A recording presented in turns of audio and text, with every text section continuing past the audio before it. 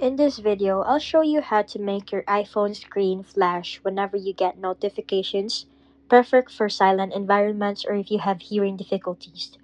Open the Settings app on your iPhone and scroll down to find Accessibility. Tap on it to enter Accessibility menu. In Accessibility settings, look for Audio Visual and tap on it.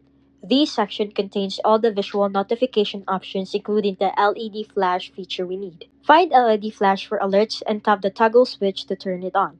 You'll see it turn green when enabled. This makes your camera flash blink when notifications arrive. Right below that, you'll see flash on silent. Turn this on too if you want the flash to work even when your phone is on silent mode. There's also a while unlock option for visual alerts. To test it, ask someone to text you or set a quick timer. When the notifications comes in, your iPhone's camera flash will blink brightly to alert you visually. And that's it. Your iPhone will now flash for all notifications, calls, and alerts.